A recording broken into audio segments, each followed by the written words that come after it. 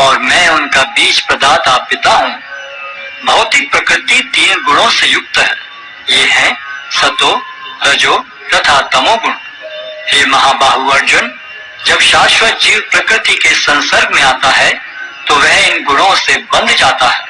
हे निष्पाप, सतोगुण अन्य गुणों की अपेक्षा अधिक शुद्ध होने के कारण प्रकाश प्रदान करने वाला और मनुष्यों को सारे पाप कर्मों से मुक्त करने वाला है। जो लोग इस गुण में स्थित होते हैं वे सुख तथा ज्ञान के भाव से बंध जाते हैं। हे कुंती पुत्र, रजोगुण की उत्पत्ति असीम आकांक्षाओं तथा तृष्णाओं से होती है और इसी के कारण से यह देहधारी जीव सकाम कर्मों से बंध जाता है। हे भरत पुत्र, तुम जान लो कि अज्ञान से उत्पन्न तमोगुण समस्त देहधारी जीवों का मोह है। इस गुण के प्रतिफल पागलपन, आलस तथा नींद है जो बद्ध जीव को बांधते हैं। हे भरत पुत्र, सतोगुण मनुष्य को सुख से बांधता है, रजोगुण सकाम कर्म से बांधता है और तमोगुण मनुष्य के ज्ञान को ढककर उसे पागलपन से बांधता है। हे भरत पुत्र, कभी कभी सतोगुण रजोगुण तथा तमोगुण को परास्त करके प्रधान बन जाता है तो कभी रजोगुण सतोगुण तथा तमोगुणों को परास्त कर देता है और कभी ऐसा होता है कि तमोगुण सतो तथा रजोगुणों को परास्त कर देता है। इस प्रकार श्रेष्ठता के लिए निरंतर स्पर्धा चलती रहती है। सतोगुण की अभिव्यक्ति को तभी अनुभव किया जा सकता है जब शरीर के सारे द्वार ज्ञान के प्रकाश से प्रकाशित होते हैं।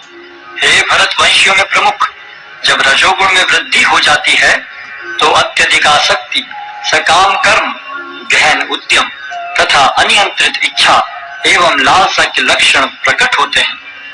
जब तमोगुण में वृद्धि हो जाती है तो हे कुरुपुत्र, अंधेरा, जड़ता, प्रमत्तता तथा मोह का प्राकट्य होता है। जब कोई सतोगुण में मरता है तो उसे महर्षियों के विशुद्ध उच्चतर लोकों की प्राप्ति होती है। जब कोई रजोगुण में मरता है तो वह सकाम कर्मियों के बीच में जन्म ग्रहण करता है और जब कोई तमोगुण में मरता है तो वह पशु योनि में जन्म धारण करता है। पुण्य कर्म का फल शुद्ध होता है और सात्विक कहलाता है, लेकिन रजोगुण में संपन्न कर्म का फल दुख होता है और तमोगुण में किए गए कर्म मूर्खता में प्रतिफलित होते हैं। सतोगुण से वास्तविक ज्ञान उत्पन्न होता है, रजोगुण से लोभ उत्पन्न होता है और तमोगुण से अज्ञान, प्रमाद और मोह उत्पन्न होते हैं। सतोगुणी व्यक्ति क्रमशः उच्च लोकों को ऊपर जाते हैं, रजोगुणी इसी पृथ्वी लोक में रह जाते हैं और जो अत्यंत गर्हित तमोगुण में स्थित हैं वे नीचे नरक लोकों को जाते हैं। जब कोई यह अच्छी तरह जान लेता है कि समस्त कार्यों में प्रकृति के तीनों गुणों के अतिरिक्त अन्य कोई कर्ता नहीं है और जब वह परमेश्वर को जान लेता है जो इन तीनों गुणों से परे है तो वह मेरे दिव्य स्वभाव को प्राप्त होता है। जब देहधारी जीव भौतिक शरीर से संबद्ध इन तीनों गुणों को लांघने में समर्थ होता है तो वह जन्म, मृत्यु, बुढ़ापा तथा उनके कष्टों से मुक्त हो सकता है और इसी जीवन में अमृत का भोग कर सकता है। अर्जुन ने पूछा, हे भगवान, जो इन तीनों गुणों से परे है वह किन लक्षणों के द्वारा जाना जाता है, उसका आचरण कैसा होता है और वह प्रकृति के गुणों को किस प्रकार लांघता है?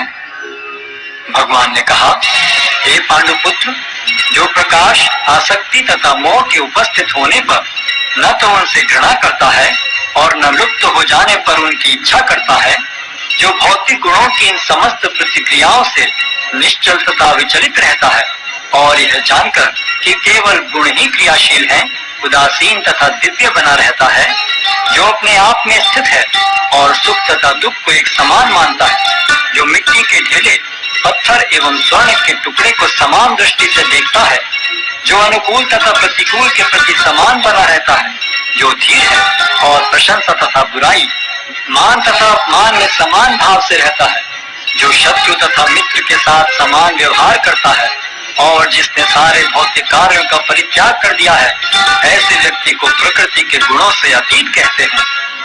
जो समस्त परिस्थितियों में अविचलित भाव से पूर्ण भक्ति में प्रवृत्त होता है, वह तुरंत ही प्रकृति के गुणों को लांघ जाता है और इस प्रकार ब्रह्म के स्तर तक पहुंच जाता है।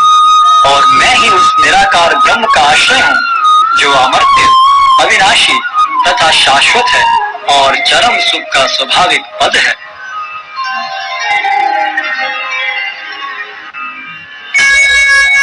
अध्याय 15 पुरुषोत्तम योग। भगवान ने कहा जाता है कि एक शाश्वत अश्वत्थ वृक्ष है जिसकी जड़ें तो ऊपर